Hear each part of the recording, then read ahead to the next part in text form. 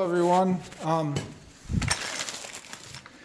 Someone asked a question. Well, after I got done last night, I noticed that someone had asked a question as to whether or not do they have inspections in Norway like they do in the United States. And they asked that question on one of the pictures where I posted the rotten top step in the stairs here.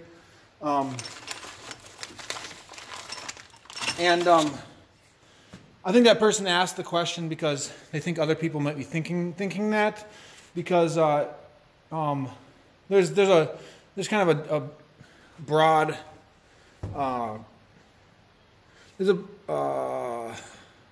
lots of people. There's a broad, I don't know. Some people have a very what's the word for it? They well, first of all, lots of people don't know how to do very much.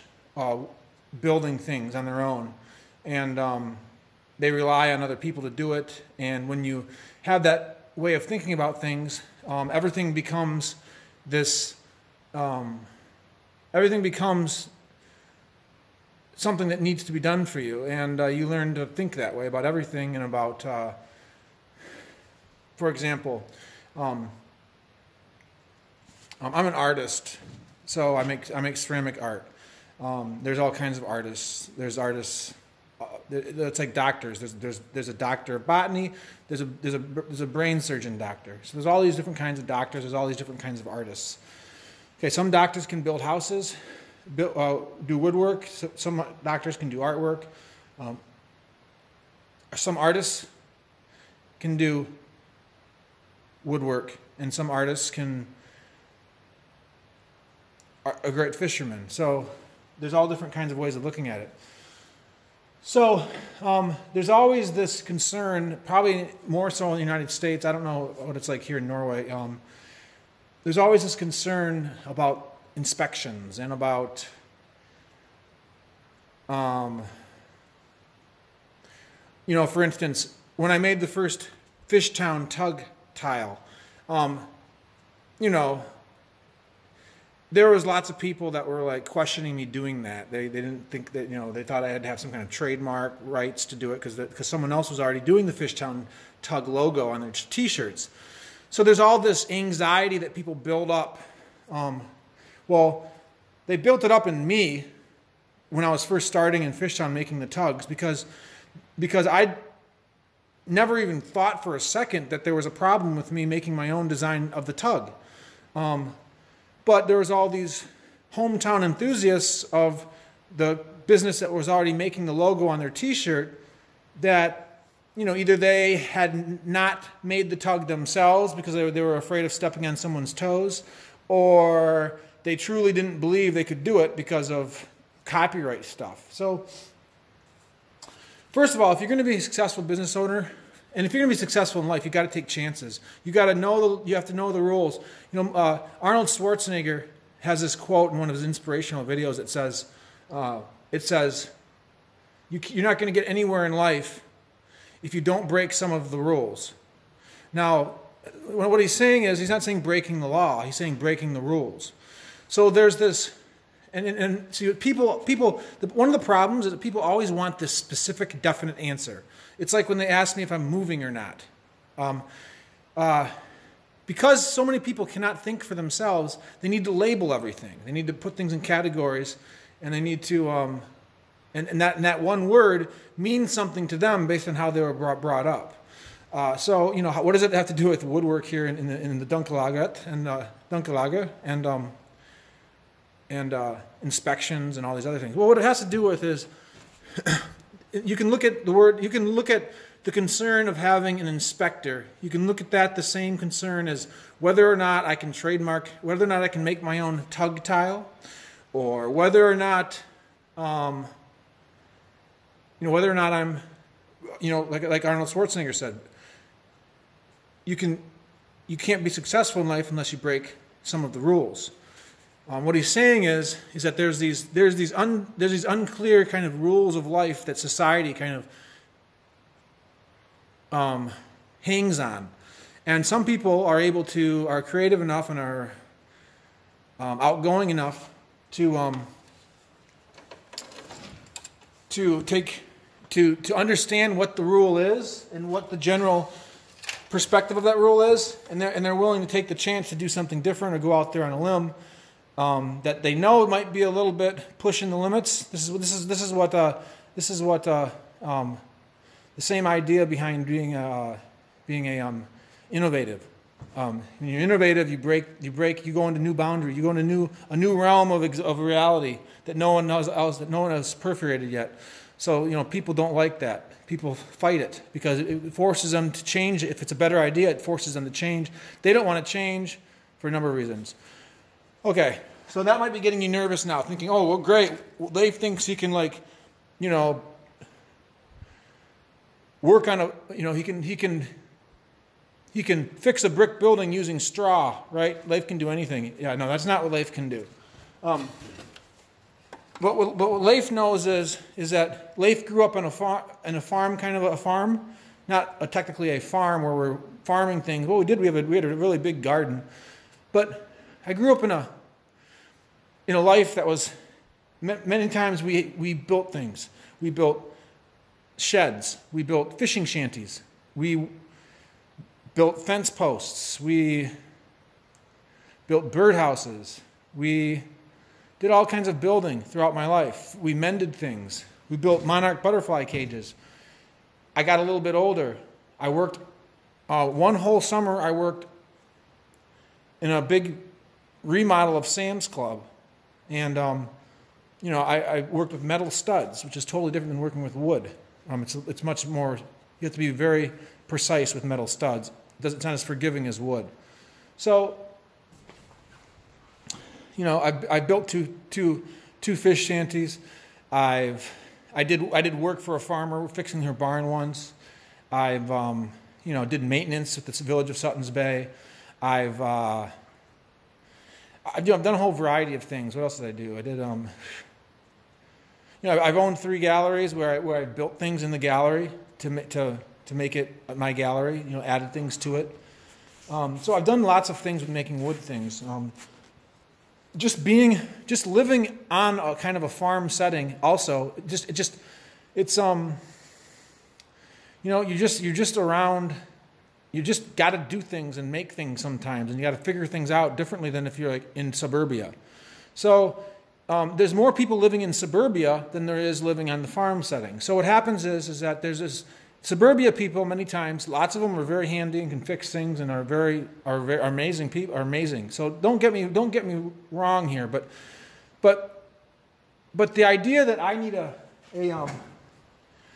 inspector to come out here. First of all, what that really is, from just looking at my Facebook pictures of me working in this building, and if the first thing comes to your mind is who's going to inspect that? Look at Leif. He's an artist. He thinks he's a carpenter. Who's going to inspect that?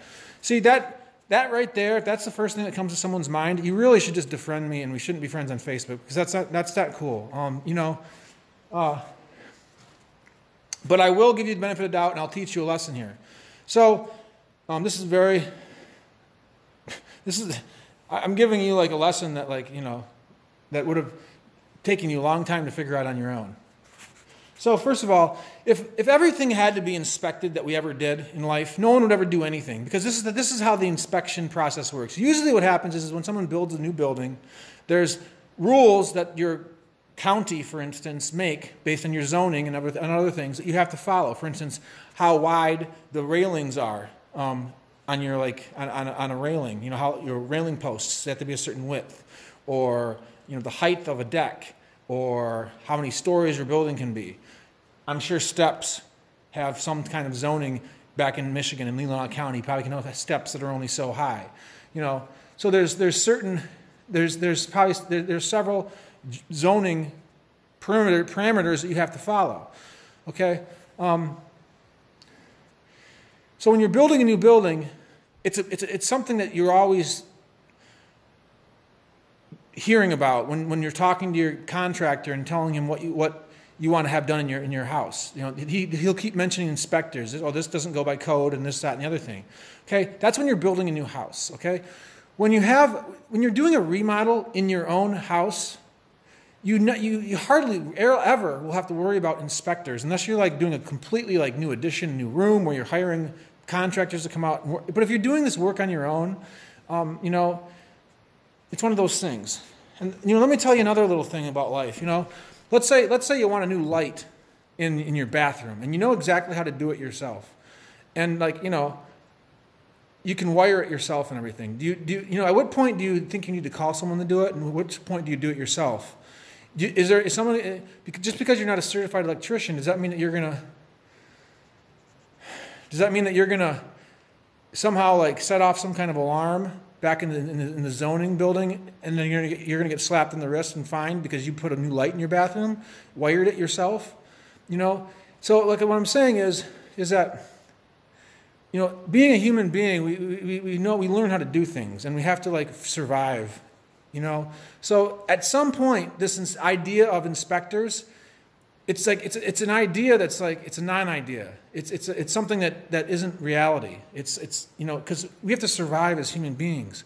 If everything we ever did, you know, you needed to be inspected, you know, that sounds like some kind of like, you know, like some kind of like, I don't know, like some isn't that like what they do in like communist countries? Everything's like controlled by the government. I'm just completely like, so what I'm saying is first off, I'm an artist and I can do something like this because I have, aside from me being an artist, I have experience working with wood and building things my whole entire life. Okay. Second off, I have been hammering away at this, walking up and down this thing about 1,000 times in the last 2 weeks, carrying hundreds of pounds of things. You guys have all seen that. So you see a little bit of rot up on one of the steps, but you don't get a sense for like the whole structure of it all. You see me building all this stuff here and talking about it for the last 5 days. That's because I just want to be interested in showing you guys what I'm doing. I'm just being extra careful to make it really sturdy. Because first of all, if I put tiles on there, you know, tiles, if the steps are kind of, you know, you go up old, how many people have walked up old farm steps, or even going up an old stairs in like in a house in Traverse City? You walk up those old steps, you'll hear them creak and stuff. You know, the boards are thin and they creak. You know, so you walk up these a little bit and they creak a little bit. So I want to make sure it's really sturdy, because if I tile those and there's much flexibility in the cement board that I put down, then the grout seams could crack and stuff, and then the tiles can pop off. So I want to make sure it's really sturdy. As is right now, this thing, I don't think this thing could, I think you could fit probably like 30 people on those steps and it would not break. The structure of it is very sturdy. It's just there was some rot up in the corner that you saw, and the stairs are bolted to the brick wall. So there's no concern in mine this is at all weak. So back to the inspectors issue. Do they have inspections in Norway? So when I bought the building, you know, the people who I bought the building from, you know, they went over the building with me and talked about things that were a problem. And so I understood what those things were. Did I ask, oh, does there need to be inspections? It's one of those things that you just don't ask unless you know it's an issue. You know, there's times where you just know something has to be inspected when you're building something, and there's times when you just know that it's not a big deal. You can make it into a big deal if you don't just do the work and forget about it. If you let all these problems in your head fester, you'll never do anything. However, in Norway, yes, you have to be certified to be an electrician. You have to be certified to be a plumber. Not anyone can just hook up to the plumbing. Not anyone can just do electrical. There are certifications from things, and there's inspections, and there's rules in Norway, yes. But when you're doing a remodel in your house, whether in the United States or you're in Norway, it's all good. So this is one of the screws. See, that's how big it is. This is one of the bolts that I'm putting in here.